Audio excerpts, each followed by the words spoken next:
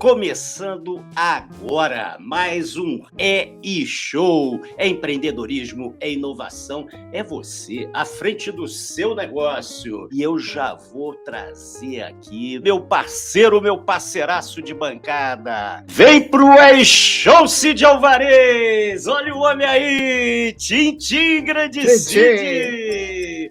Obrigado, aqui estamos de novo. Coisa boa hoje, hein, Cid? O que a gente tem aí? Hoje vai ser especial. Hoje vamos mergulhar no mundo do vinho até a alma, no mundo do empreendedorismo e do mundo do vinho.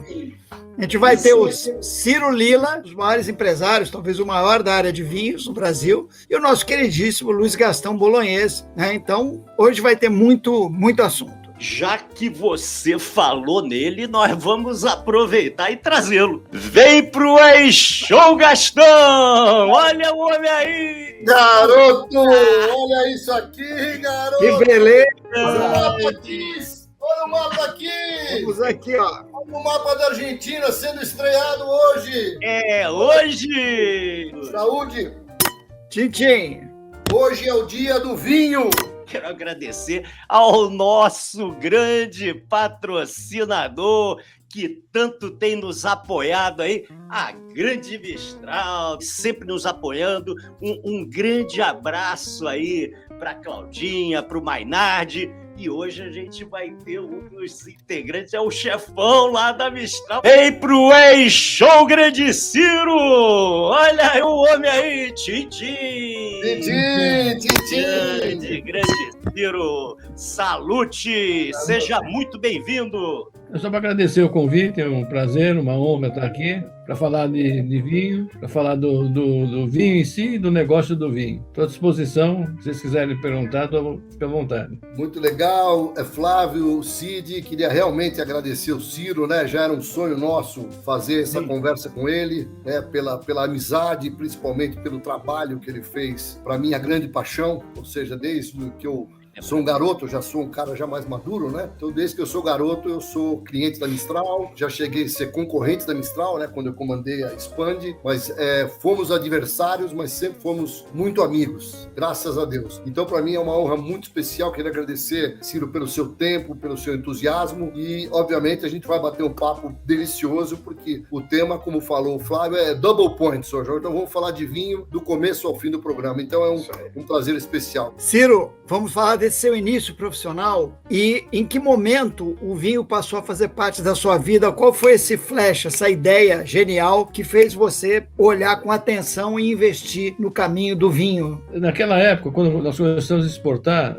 máquinas para os Estados Unidos, em 78. Naquela época, então, eu tinha 30 anos. E isso tem uma influência grande no meu futuro de vinho, porque aqui não tinha nada, era muito cru o mundo do vinho. Então, eu convivi com o mundo do vinho nos Estados Unidos um tempo, tinha aqueles wine bars com degustações, enfim, era um outro mundo. Mas eu me interessei, no caso do vinho, eu tomava vinho como todo mundo, quando jovem, tomava qualquer vinho, não prestava muita atenção nisso, e para mim houve dois pontos de virada. Um foi quando eu, num sábado, recém-casado, fui na Livraria Cultura do Conjunto Nacional e comprei o Larousse Devan. É um livro em forma de enciclopédia, por ordem alfabética, né? E comecei a ler o livro às 2 da tarde, às 7 da noite eu era fanático por vinho. Eu me encontrei totalmente naquilo, na história, no turismo, na variedade do vinho, das pessoas. Então foi uma paixão. E eu fiquei tão apaixonado que resolvi abrir uns vinhos que eu tinha guardado, que tinha ganho no meu casamento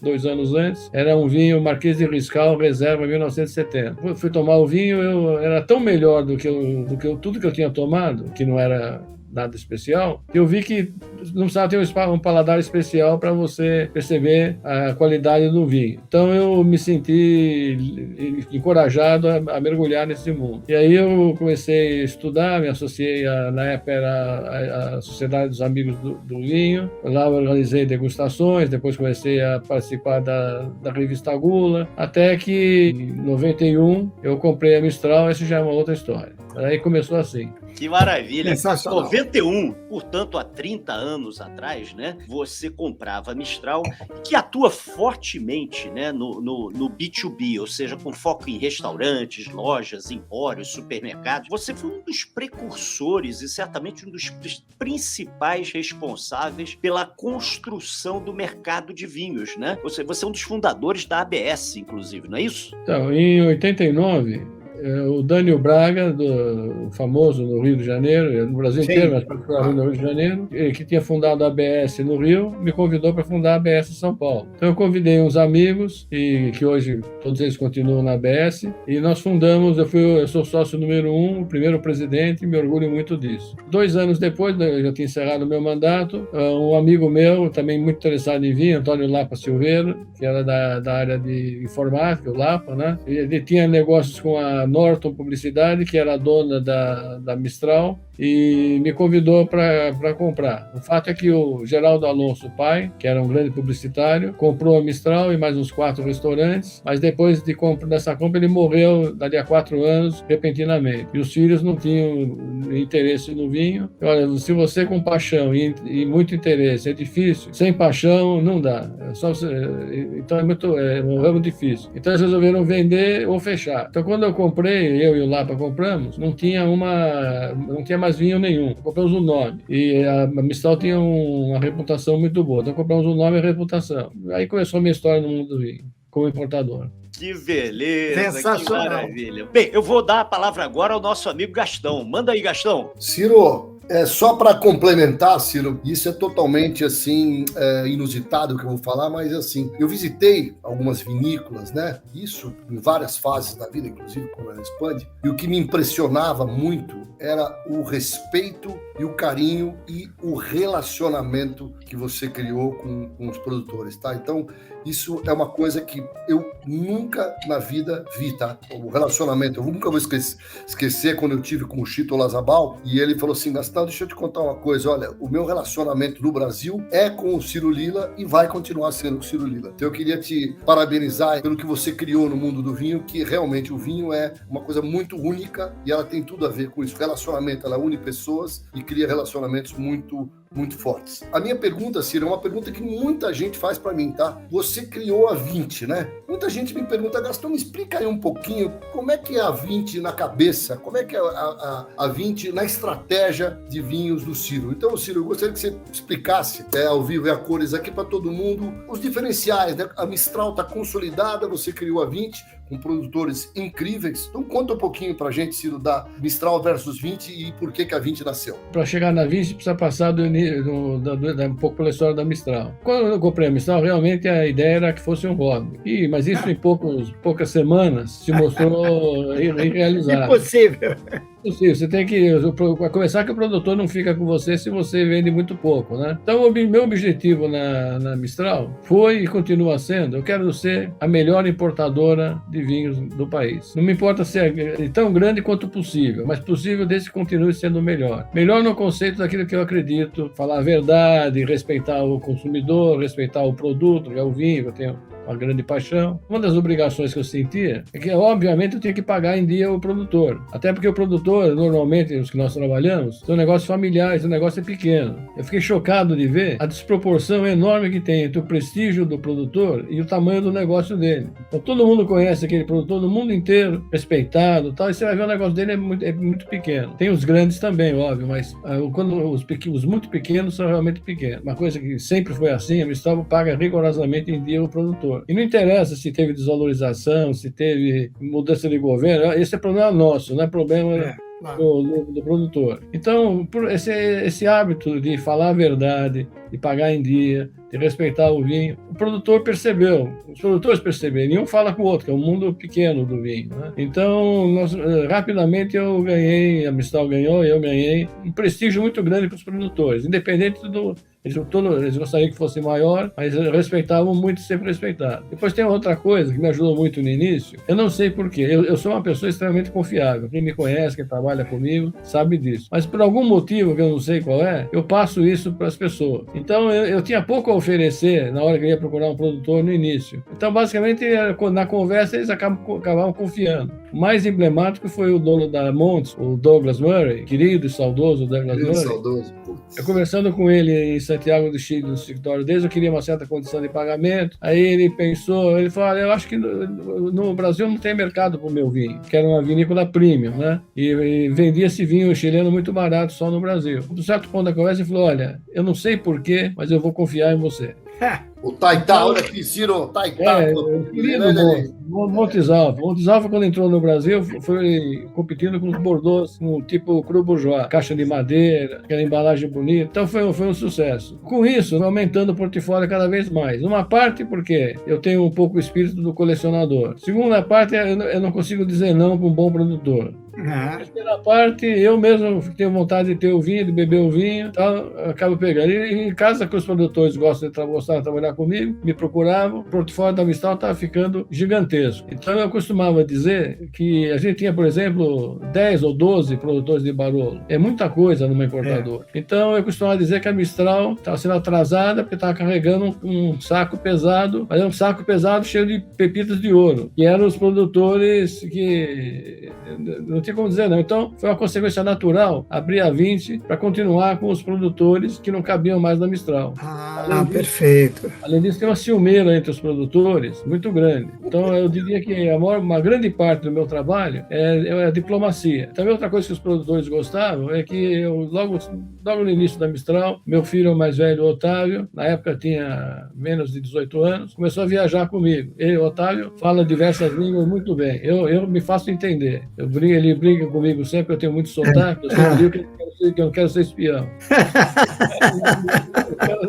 Me fazendo entender, tá bom. Então criou esse lado familiar. O Otávio acabou ficando amigo dos filhos dos produtores, depois todas as famílias dos produtores, a minha família inteira, a minha mulher é muito querida pelos produtores, a Carmen, criou esse laço. Então tinha muito produtor. Então foi um passo natural criar a 20 para trabalhar com esses produtores. O fato é que o tempo mostrou que é muito difícil ter duas Mistrais, porque a Mistral é uma coisa muito específica, muito, de uma certa maneira, restrito. Então a 20 foi encontrando seu lugar. Até que hoje ela tem alguns vinhos excepcionais, dois produtores de Chianti, que não tem melhor no mercado, que são o Fontô de Castellar e Castellina, e tem vinhos de extraordinária relação custo-benefício, como Pittini, Cave São João em Portugal, um portfólio menor do que a Mistral, mas basicamente a ideia são produtores de extraordinário custo-benefício e alguns top produtores do mais alto nível. A Mistral ficou muito tempo, aí eu estou falando de consumidor, pessoa física, com aquela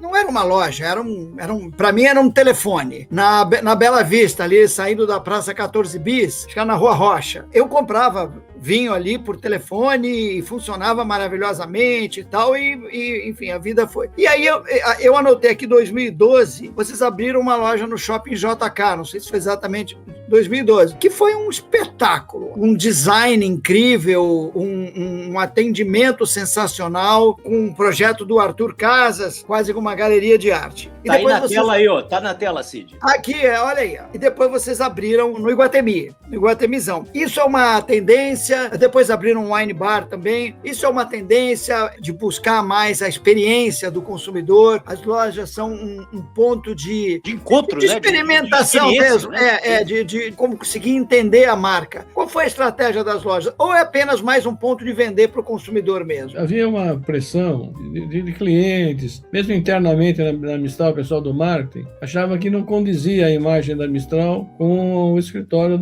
a loja da Rua Rocha. Rua Rocha. Eu sempre considerei como uma boca de vinho, né? O lugar não fazia questão que fosse bonito ou nada, era um lugar dedicado ao vinho. É interessante contar que num final de ano nós fizemos a primeira liquidação de vinhos da Mistral. Foi um aprendizado enorme. Ia começar no sábado de manhã às 8 horas. Quando é 7h30 da manhã, me liga o Ricardo, que trabalha lá até hoje, é muito querido, Ricardo Zampieri, e falou: doutor, tá um problema aqui, a fila tá virando na rua. posso abrir agora? Foi uma enchente. Teve um jornalista que escreveu, está me fugindo o nome dele, o Márcio Alemão, que eu devia ter feito barraquinhas de caviar e foie gras ali no Bexiga, para entreter a fila. O pessoal está na fila para comprar Barolo, Bordeaux, e nós aprendemos muita coisa ali. Por exemplo, você achava que o brasileiro não gostava de Barolo. Não, é que o preço atrapalha. Na liquidação, o que acabou primeiro foi aquilo que a gente achava que era mais difícil de vender. Mas então chegou num ponto que não condizia a imagem da Mistral, até para receber um produtor. Então surgiu, muito por insistência do meu filho Otávio, a necessidade de abrir um showroom. Então eu falei, olha, eu só abro se for no Iguatemi. Naquela época o Iguatemi não estava livre. Só que o pessoal do Iguatemi abriu o JK e nos procuraram. Então também por indicação do meu filho, nós procuramos o Casas. Eu falei, olha, eu queria uma loja de vinho, mas com uma condição. Eu posso fazer, mas não pode parecer uma loja de vinho. Eu não quero que seja uma loja de vinho tradicional. Tem que ser mais para uma galeria, para um showroom, para um espaço para o vinho, do que uma loja. E aí ele apresentou um projeto belíssimo para o JK.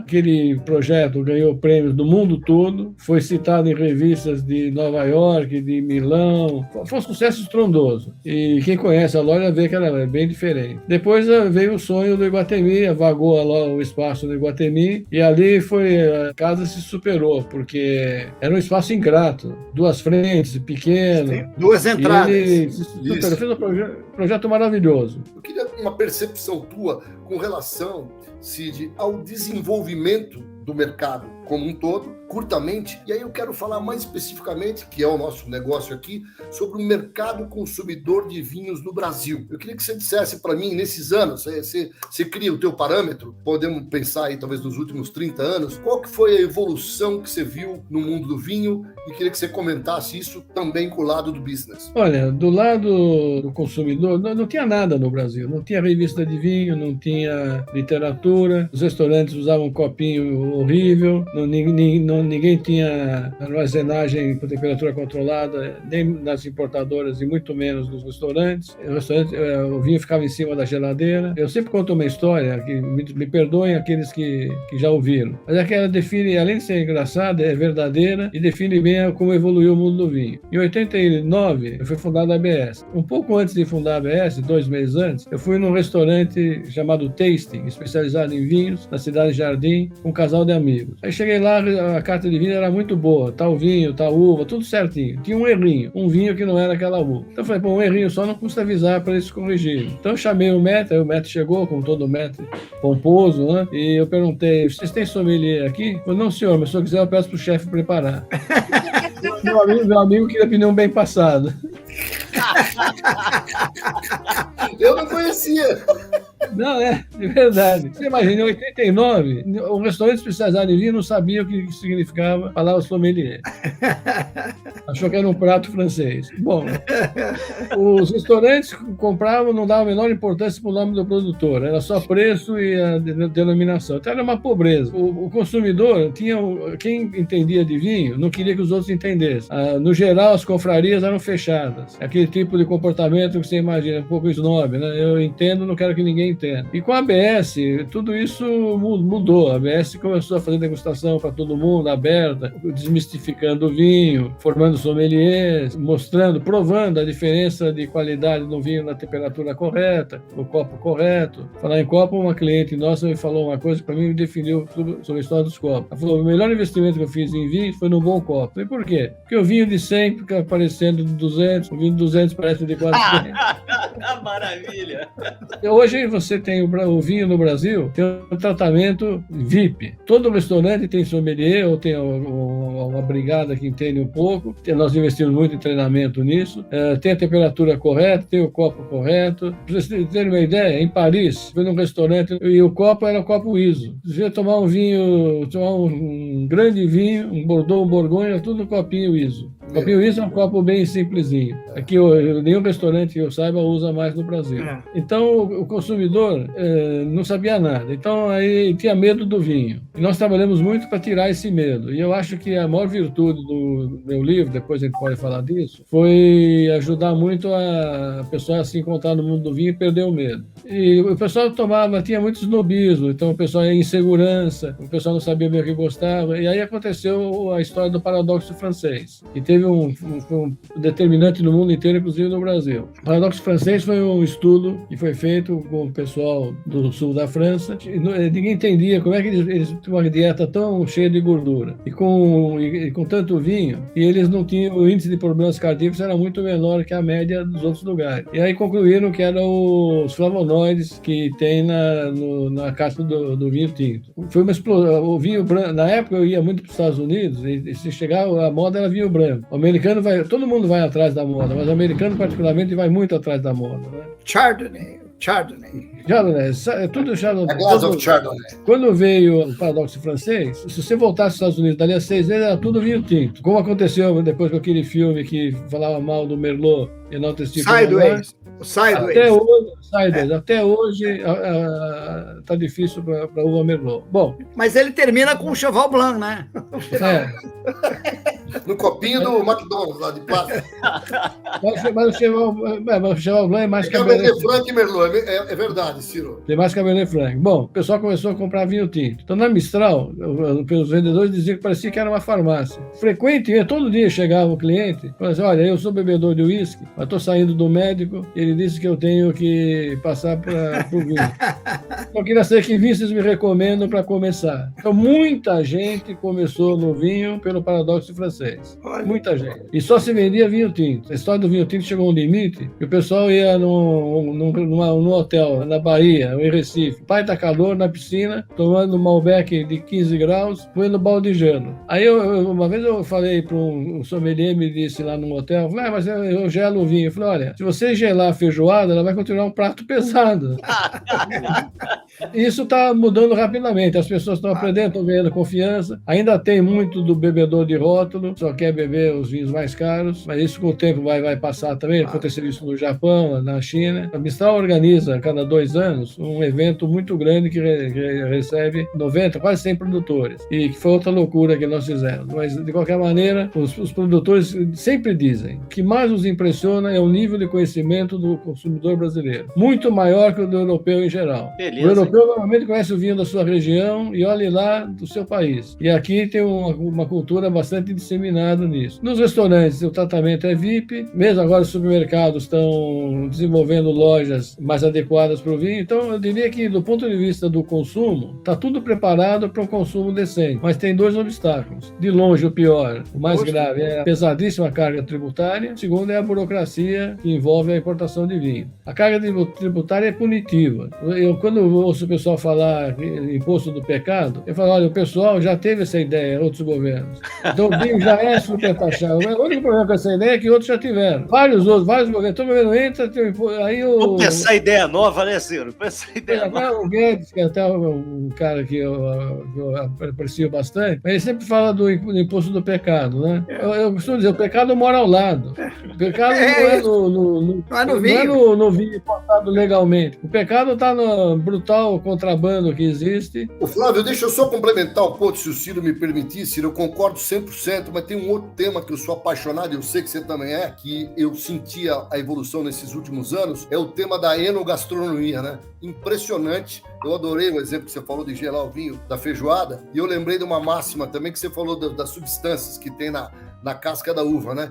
E eu vi um estudo de uma universidade alemã dizendo exatamente que os médicos recomendam 1 taça de vinho por dia, de vinho tinto, para justamente melhorar o sistema cardiovascular. E aí essa universidade falou, tudo bem, o vinho branco tem menos também polifenóis e poliflavonoides do que o vinho tinto. Então eu recomendo tomar 2 taças de vinho branco por dia.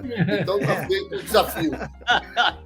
A Mistral talvez seja a distribuidora, ou essa é a pergunta, com o maior catálogo de vinhos do Brasil. É isso mesmo? E alguém me disse que talvez seja uma das importadoras com um dos maiores catálogos de vinho do mundo. É por aí mesmo, Ciro? É verdade, é de longe o maior catálogo do Brasil e é considerado, já ouvi isso de um monte de produtores, melhor catálogo de vinhos do mundo, não só importador. Parabéns, parabéns. O pessoal não entende como é que nós temos concorrentes no nosso portfólio. De diversos produtores eu já ouvi, olha, nós só ficamos porque gostamos muito de vocês, porque com esse conflito e tal eu não fico no mesmo importador. E na Mistral fica. E temos vários casos, 2 produtores, o Chapoutier e o Jamboulet, eles brigavam de guarda-chuva na pracinha de Tan Hermitage. Se odiavam. E, no entanto, conviveram muito tempo na Mistral. Você tinha os 2 aqui no Brasil, é isso? Tinha os dois aqui. E tem vários outros casos de concorrentes diretos que aqui no Brasil aceitam ficar conosco.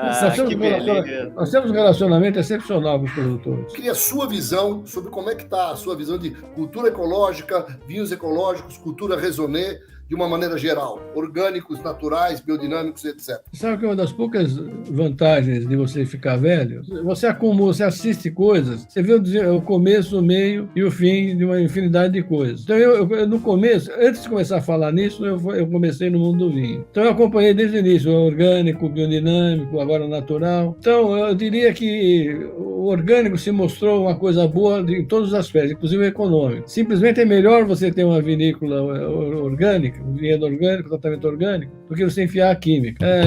Você evita doenças. Então, eu diria, acho que todos os produtores da Mistral hoje são orgânicos. E a grande maioria dos produtores no mercado, o mercado que interessa para nós, são vinhos orgânicos. Quando eu falo vinho que interessa para nós, porque hoje existem vinhos que custam, por incrível que pareça, 30, 40, 50 reais. Eu tenho me perguntar, o que você me diz no vinho o que você pode dizer de um vinho de 30 reais? A única coisa que se pode dizer com um vinho de 30 reais é que ele custa 30 reais.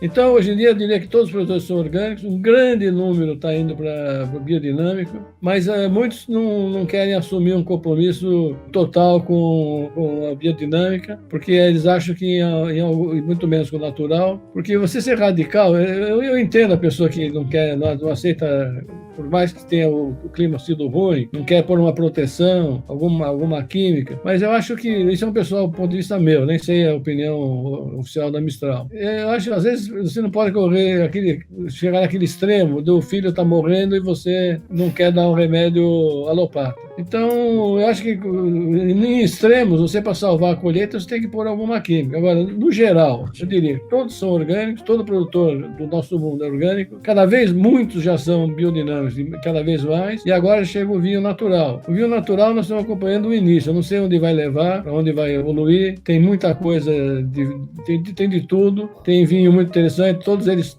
são marcantes, mas eu não sei exatamente, hoje em dia é um nicho de mercado. Tem aquelas pessoas que querem o vinho natural, porque ele é natural, e tem gente que acha que é um absurdo você não usar os recursos da enologia, desde que não interfira muito. Estamos todos acompanhando a história do mundo do vinho natural. Pergunta sobre o seu livro, Introdução ao Mundo do Vinho. Eu queria que você falasse sobre ele rapidamente. Em poucas palavras, eu tinha um programa na Rádio Bandeirantes, o Minuto do Vinho. Como era um minuto, você não usa adjetivo, você corta tudo para caber máximo de informação num minuto. Paralelamente a isso, todo mundo queria que eu escrevesse um livro. Eu não encontrava tempo para escrever um livro. Até que um dia eu falei, eu já tenho um livro. Se você dá um tapa nesses 250 programas de vinho que eu fiz, acrescentar alguma coisinha, dar uma mexida, você transforma num livro. Então, o livro tem uma linguagem muito direta. Muito. Ele não vai tornar ninguém um expert, mas quem lê o livro certamente vai entender tudo do mundo do vinho, no sentido, o que é uma região vinícola, por que o copo é importante, quais são os principais usos. A pessoa vai enfrentar um papo com qualquer pessoa sobre vinho. Eu recebi muitos elogios. Esse livro é considerado, sem falsa modéstia, talvez o melhor livro para treinamento de introdução ao mundo do vinho. E o maior elogio que eu recebi foi de um amigo da Bandeirantes, o Dorim, que ele me disse que leu o livro e a primeira vez que ele foi no restaurante e abriu a carta de vinho, ele se sentiu como um cego que tinha começado a enxergar. Muito bom, muito bom. Para mim foi comovente, e até hoje eu encontro um monte de gente que hoje até entende muito de vinho.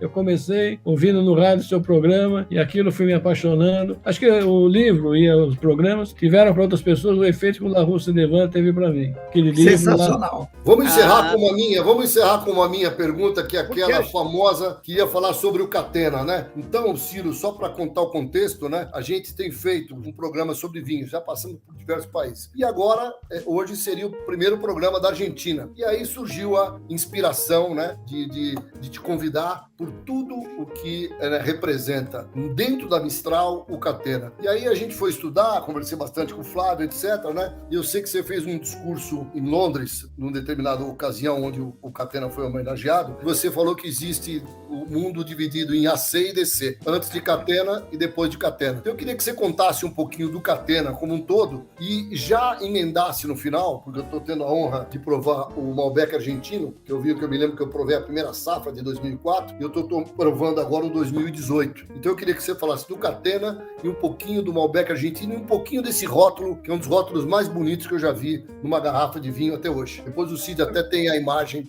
da garrafa também. Você vê que eu tenho um monte de historinhas que foram acontecendo na minha vida de uma maneira interessante.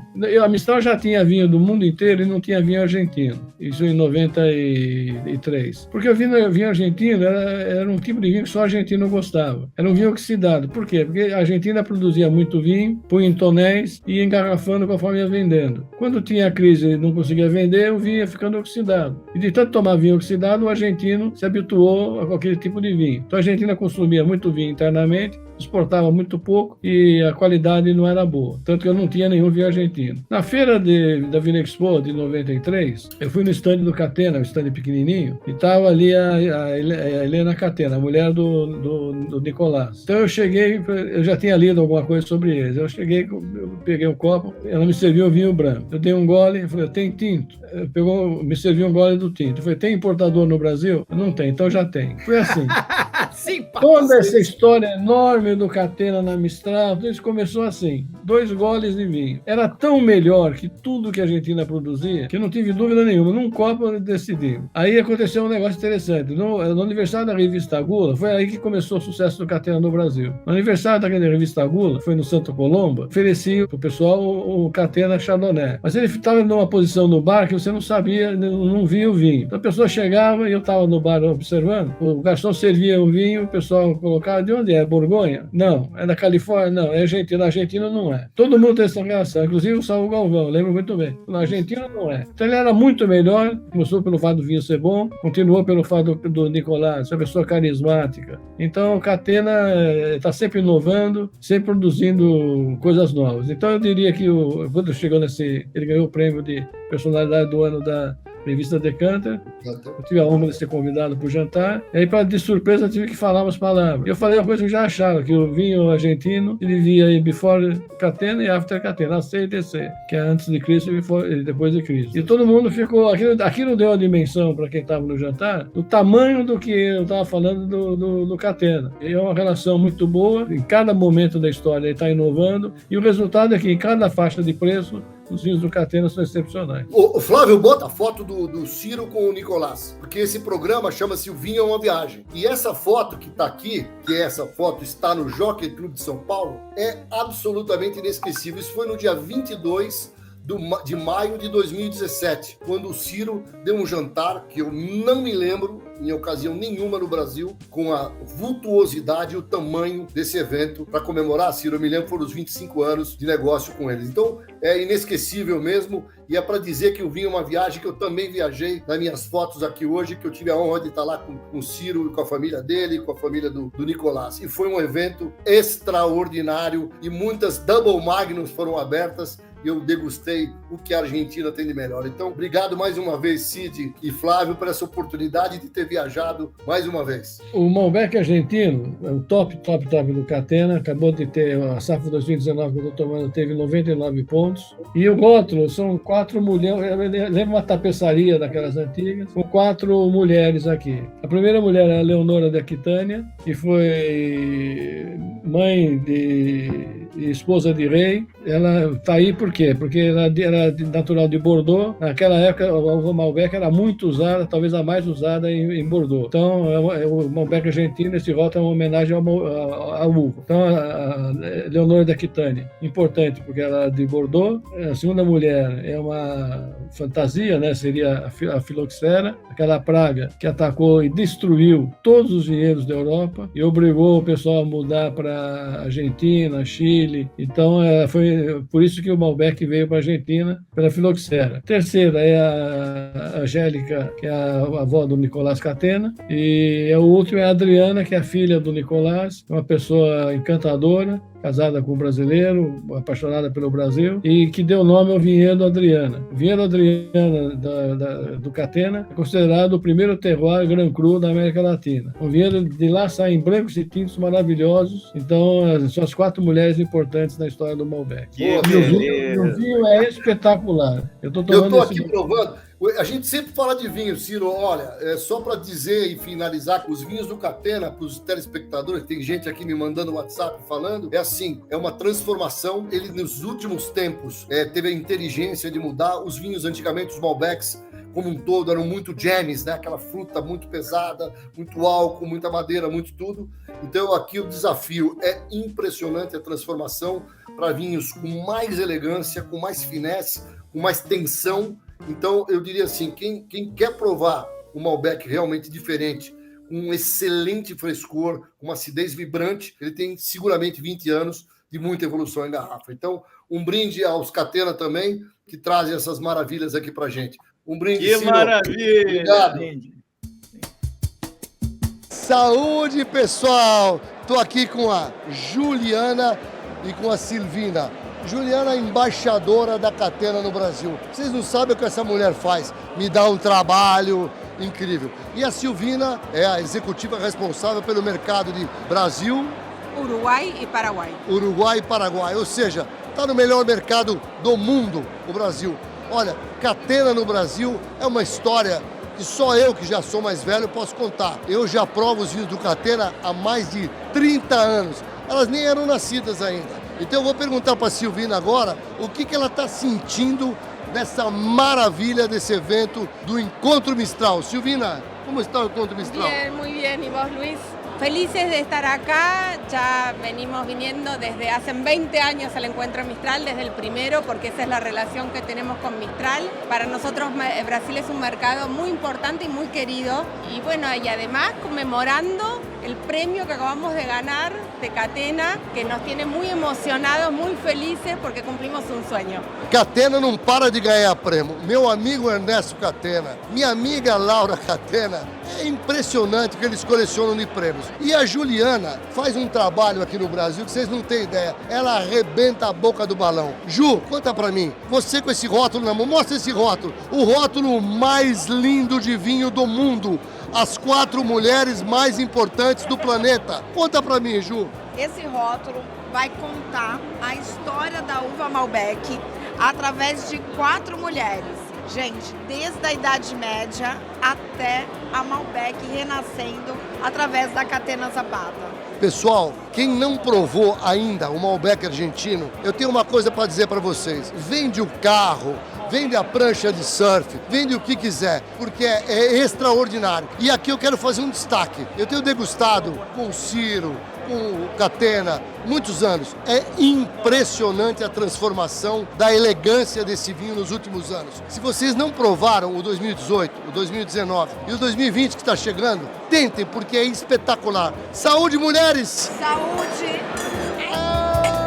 Que maravilha, Gastão. Queria divulgar aqui, né, o site da Mistral, o site da 20 também tá logo aqui embaixo, para quem quiser efetuar uma compra aí com a Mistral, tá aí, olha, à disposição. Vinho é uma viagem, Ciro? Vinho é uma viagem que vai te acompanhar ao longo de toda a vida. Não conheço ninguém que tenha abandonado o vinho. cada vez o interesse é maior, o vinho representa o convívio social, você conhece pessoas maravilhosas nessa viagem pelo mundo do vinho, conhece lugares maravilhosos, bebe restaurantes maravilhosos, é realmente uma viagem. Eu costumo dizer que eu estou numa maravilhosa viagem pelo mundo do vinho. Eu desejo a todos uma muito longa e feliz viagem pelo maravilhoso mundo do vinho. Ciro, você é show, meu amigo. Muito obrigado, grande Ciro. E um brinde ao grande Ciro. Salute! Valeu!